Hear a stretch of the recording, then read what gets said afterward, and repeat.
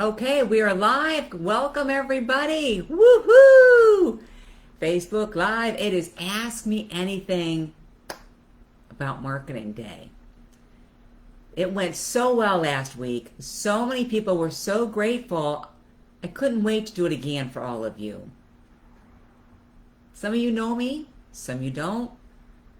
They call me Dr. Teresa because I earned this doctorate degree along my journey as a healthcare provider. It's an occupational therapy. No, I don't use it anymore. And I earned the doctorate degree because I have a sense of excellence. And I attack my Facebook advertising and marketing with that same pursuit of excellence. Part of that excellence standard is to share everything with you.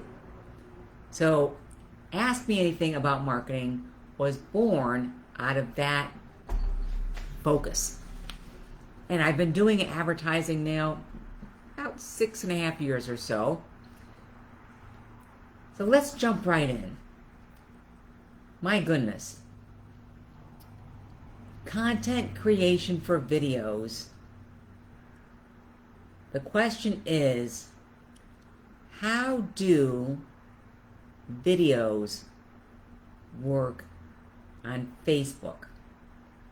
And I'm reading this a little slowly because I'm trying to figure it out myself. Okay, so videos on Facebook, like this is a live video. When you have a live video on Facebook, it's considered the ultimate in freshness. You know, when you go to the store and you buy a piece of fish, if you buy it from the frozen section, it's nowhere near fresh, right? You could possibly buy your fish at the fish market. That's a little bit fresher, wouldn't you say? Or you could buy it right off the boat. Now that's a fresh fish. So a video, like let's say you record a video with a friend, you do an interview with somebody, and then you upload it into Facebook. That would be kind of like the frozen fish. Because it's not fresh. Let's say that your video is live. Now your fish has come fresh off the boat. Now when it comes to video, there's really no in between there. It's either fresh or it's not. Fresh content is to your advantage. Now, Facebook likes videos 3 minutes or longer. 3 minutes. You think that might not be a long time, but it is. Now that is for posts. For ads, you want that video length to be 1 to 2 minutes. Now, when you're making your video, you want good lighting. Like I have this super fantastic, it's called a box light that I use. And sometimes I turn on my light over here as well. I want you to see the difference here as I turn this light on. So now I have light coming at me from both sides. Lighting during your video makes a big difference. You don't want light coming from behind you. Like you wouldn't want an open window behind you. You wouldn't want to stand in front of the building and have a door open and then the light come out of the door, because it's very distracting and it also distorts what people are seeing on that video. Keep the lights in front of you. Now, photographers will tell you the best lighting time outside is at dawn and at dusk. And that's because the spectrum of the colors of the sun give you the most radiant look. This is how a ring light works to your advantage.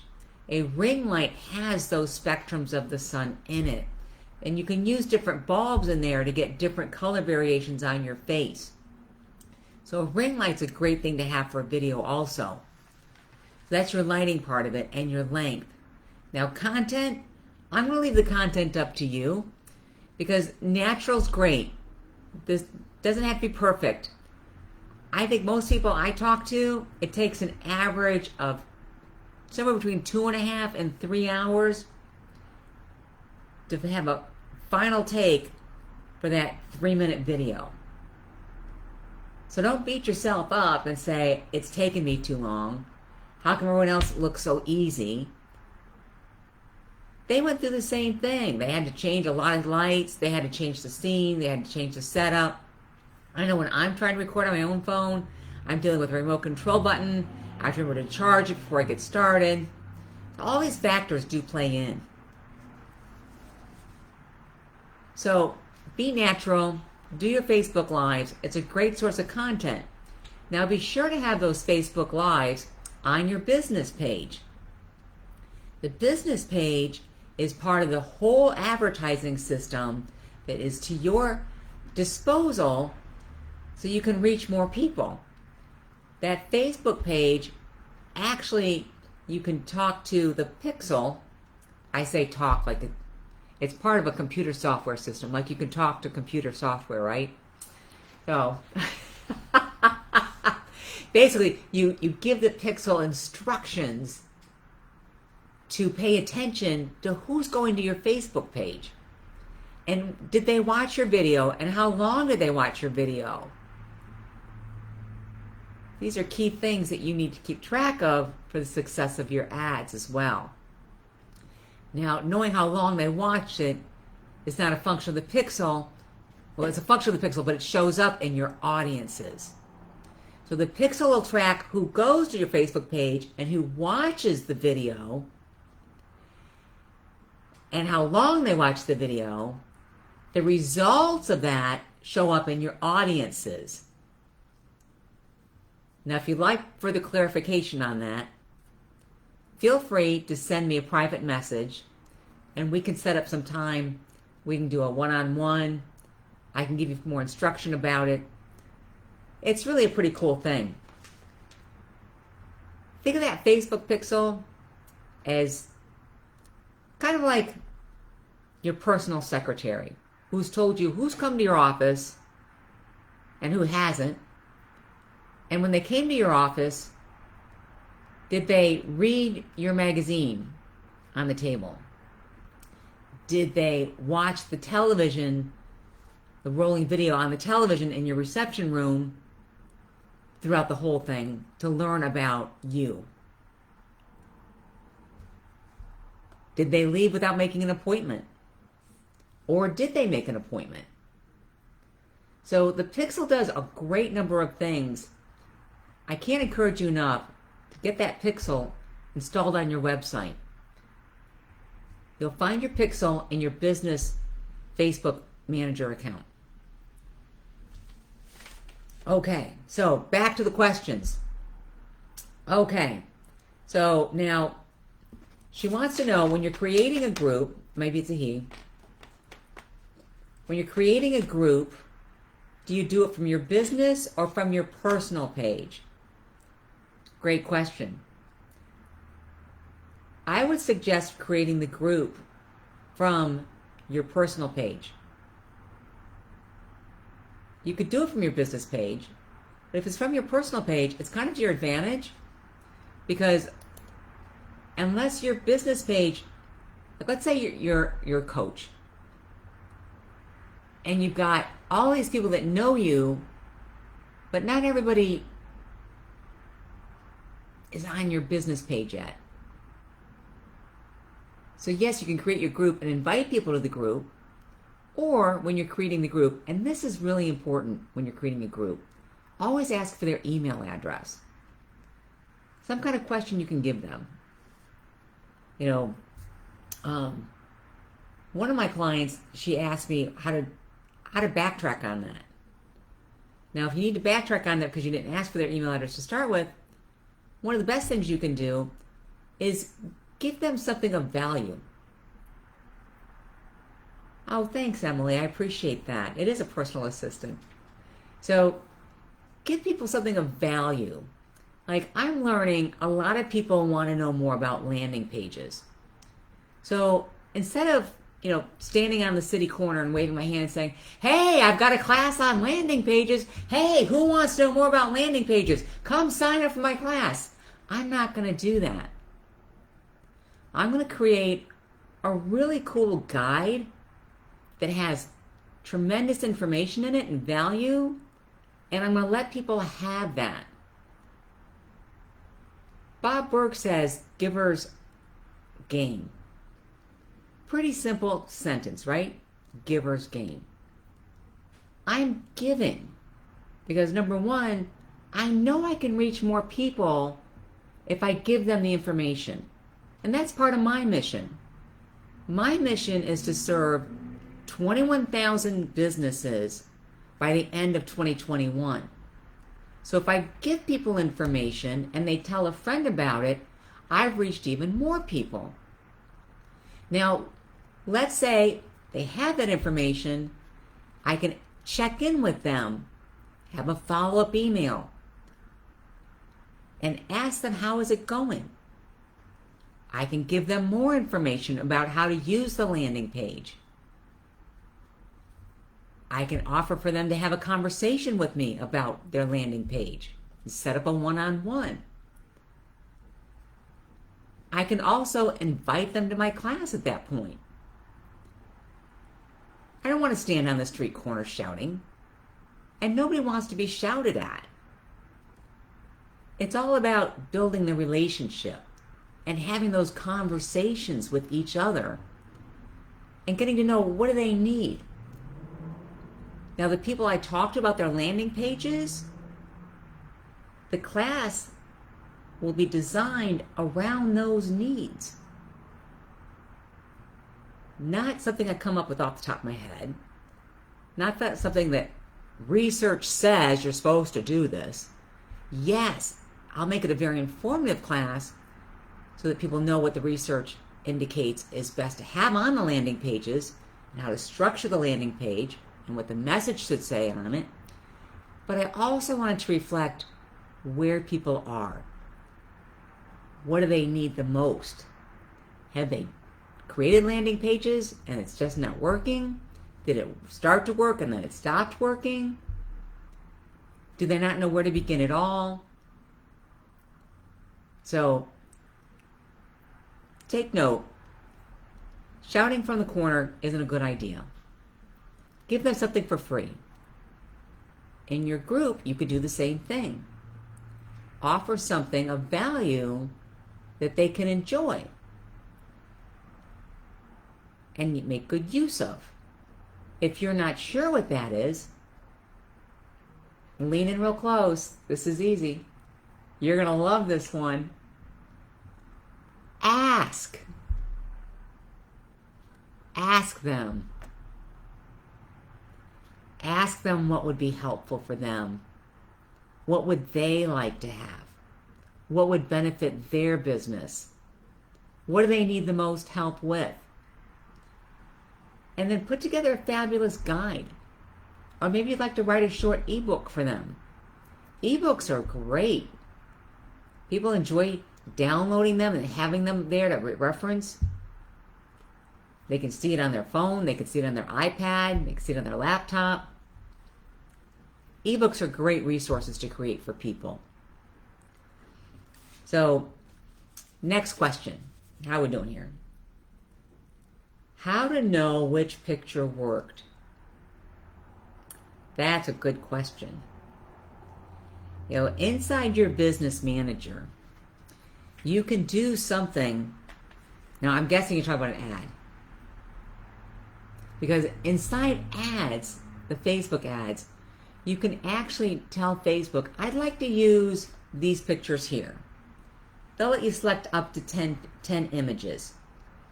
You do the same thing with videos. You have like up to 10 videos or a combination of pictures and videos. Now this is in your ad.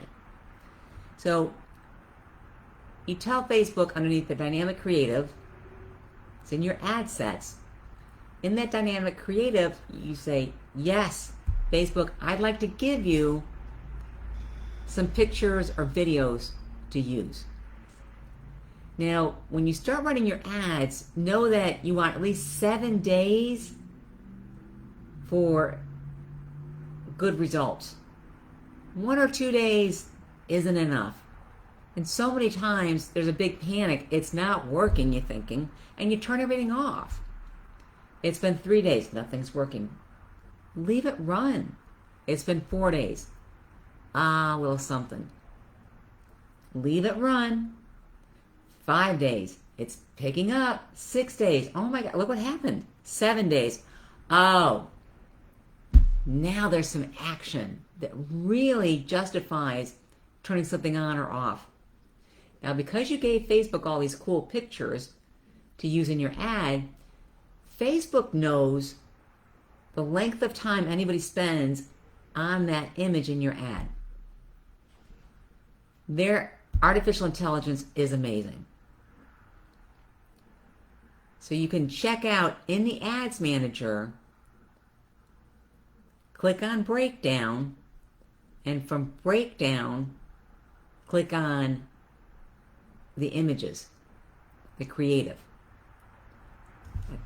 So I'm debating whether or not to share my screen with you because this could get dicey. The dynamic creative results will show up in the breakdown inside your Ads Manager. I love doing this. I don't have to guess what picture people are going to like. I don't have to take the time to change out a picture in an ad. I get results faster because I can drill in really fast on what works. Now, Facebook's offering for me an opportunity to share this to groups so that more people can watch. So I can share this to, let me see if it'll let me share it to the, oh boy, none of my groups came up. I don't think anybody else wants to do this, but wants to have me in their group right now. Let me see if I can make this happen like that. Okay. Nothing's coming up. This is what happened last week. They gave me the same offer, but nothing came up. Okay, so we're not going to worry about that right now. So, okay. Now, one of the questions I got here, this is a good one. What is the best headline to use? Headlines are that part of the ad, the big letters that are below the image or the video that you use. So I think I might have mentioned this last week, but just in case you didn't hear that, Facebook actually did a study. They did a study where they know people read the headline first. No. They look at the image first, then the headline, then the copy, and then who's it from. So, this is one of those questions that the answer could be like forever.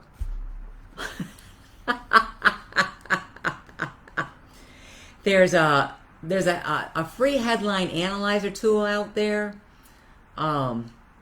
It does a fairly decent job at creating headlines. You know, one of the best things you can do, again, creating ads, okay, let's not make this hard.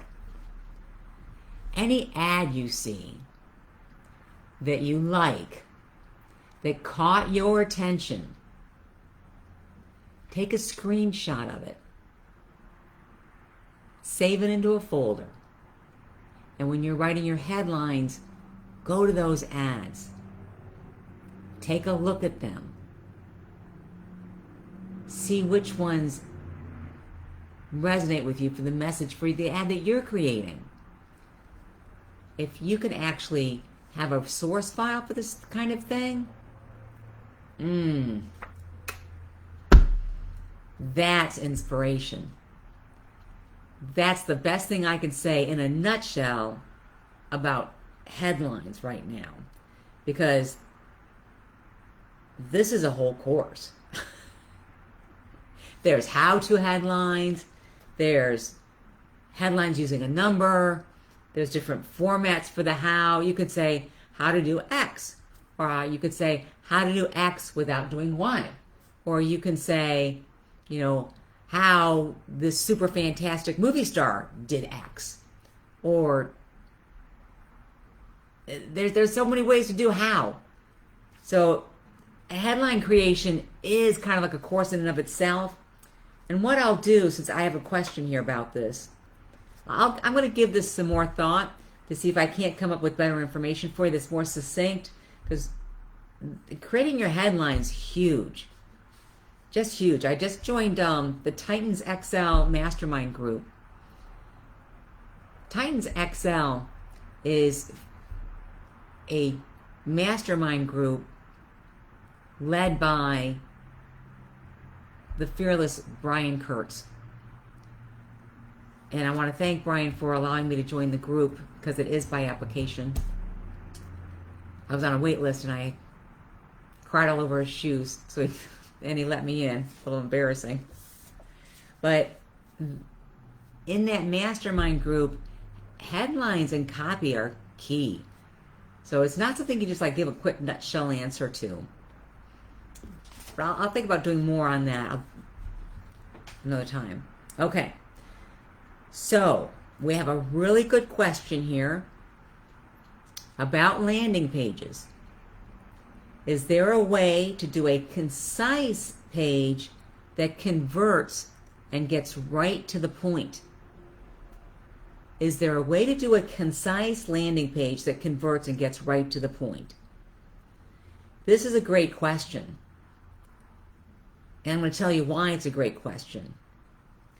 It's a great question because it sounds like, number one, somebody doesn't like to read landing pages, or number two, they don't like to build landing pages.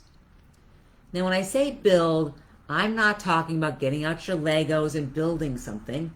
I'm talking about working on software online and using different elements of that software to put a picture in there, or text, your checklist, a call to action, a button people can click on to get whatever it is you're serving up to them. So when you're creating that landing page, let's say they need to be different lengths because they all have different purposes, right? One of these super do great big huge long landing pages is selling you something that's super do wonderful and big and you need it, and it's got testimonials on it.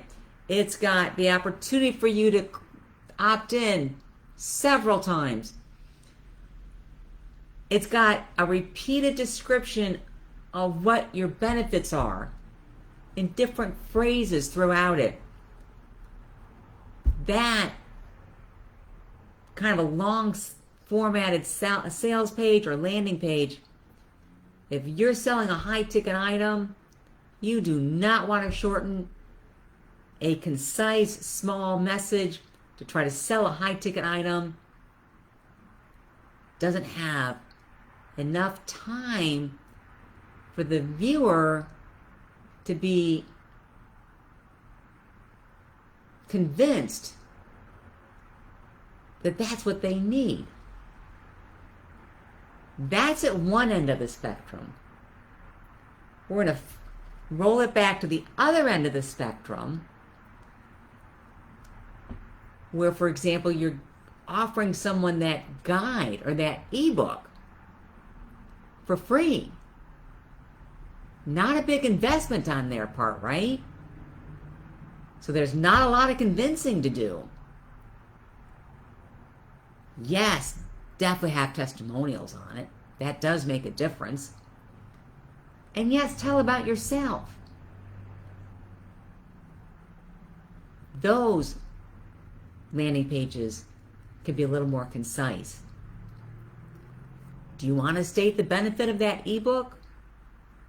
Do you want to state the benefit of that guide on that landing page? Absolutely. Absolutely. And make sure that anything you write on that landing page reflects or is congruent with the same message you wrote to get somebody to the landing page in the first place. So having a concise landing page is feasible and will convert if it's for the right item. That's why this is a great question. It's got to be for the right item. If you have a landing page for an event, I know you're smart. From the description I just gave you, a landing page for an event, this short version over here, or this long version over here, with video testimonials, benefits, rephrased, several opportunities to opt in or sign up or register for the event. Which one do you think? Go ahead and put it in the comments for me. Is it the short one for the event or the long one? And you're thinking, well, how long is the event? Not a trick question. That landing page should be long no matter if it's a short event or a long event. And put as many testimonials on there as you can find your hands for. Okay, so great question. Thank you so much. That question came from Montrella Cowan. Montrella, thank you so much. I hope I said your name correctly. Okay, so this next question here, how to scale an ad. Oh, that's a good question. Terry Lynn guessed the short one. Oh, she's only going to read the first paragraph, she says. Well, you know what, Terry Lynn? A lot of people, you know what? I'm so glad you said that. All right. When I first started doing online marketing back in 2014, I would read these landing pages. I would sit and listen to the entire sales video. I would spend half an hour reading through it, sliding up and down. 6 years later, I'll open up a sales page. I'm going right to the bottom. How much is this?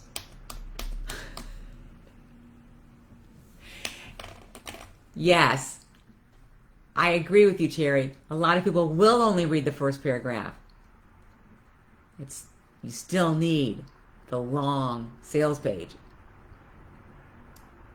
Psychologically, our human nature is, if there's only one paragraph there, you're thinking, is this all there is to the event? Is it a 15-minute event? Even if it's a 90-minute class, if there's only one paragraph there about a 90-minute class, that can be a real short changer for people to skip signing up because it doesn't tell them enough. There's not enough there to convince them. And that's what's key about a landing page. That is your opportunity to have that conversation with somebody about anything they're thinking of about your class, about your event. Who's going to be there? How long do I have to sit there? Why would I sit there? Why would I spend money on this? How am I going to get my money back out of this? How's it going to show up? Like a friend of mine, she won't sign up for something unless she knows she can make that money back within 3 months from what she learns.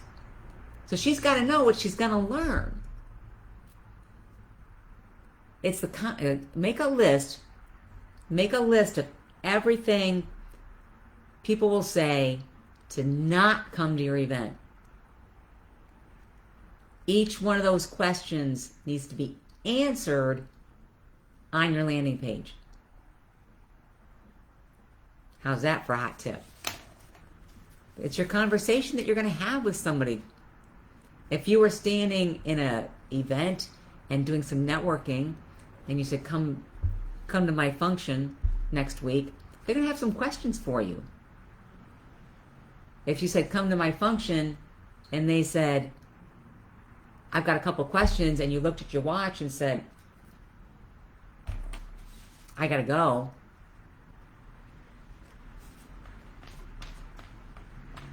Yeah, they may forget about coming to the function. Okay, so We are at 30 minutes, and I've got this last question here, how to scale an ad. Now, scaling an ad is a kind of in-depth topic. So instead of jumping into it here, I'm going to give you a real nutshell answer. You can scale an ad with money, or you can scale an ad with an audience. I love using audiences. Oh my gosh. You know, it's so amazing to me to find out about all the people out there that want to have the information that's being provided, that want to know more about the product or service of my clients. I love telling them and seeing their reaction, seeing their response. That, my friends, is the best way, I think, to scale an ad. You could throw more money behind it, sure. But boy, those audiences, and Facebook will help you with that. When you're setting up your ad, just hit the word suggestions underneath the details on your ad set. Facebook will tell you who else wants to learn more. And then it's up to you to really make sure that you're connecting with them. You know, I have one client right now that the message is so diverse between men and women, we've separated everything out to make sure we connect with them. And that, my friends, is really a great thing for you to think about coming into the holidays. Connecting with your audience. What language are they using? What stresses are they having? What good things are happening for them? Connect with them where they are at. That will smooth up the gears, get your marketing gears rolling in the right direction, set them for smooth sailing. I can't wait to hear all the wonderful stories about your marketing for this holiday. I'm going to be back again next week. Be sure to submit your questions. I'll get you the Google, let me see, I've got a Google form for questions here. I'm going to put it in the comments. Oh, look at me, I can put a comment in. Oh, good, Terry Lynn. I'm so glad that you learned. Terry Lynn is saying that she learned so much. I enjoy working with you, Terry Lynn. Thanks for coming. I appreciate you being here. Spread the good word, because you know what? Givers gain. And just like my new mentor, Brian Kurt, says, you have to share. If what you're learning and what you're mastering and what you know, you have a responsibility to share that. So help me, please, in my mission to help 21,000 businesses by the end of 2021 and share this great information with them. Use the Google form to submit more questions for next week. We'll do this again. I'm Dr. Teresa, Right Away Leads, signing off. Have a blessed day, everybody, and happy marketing.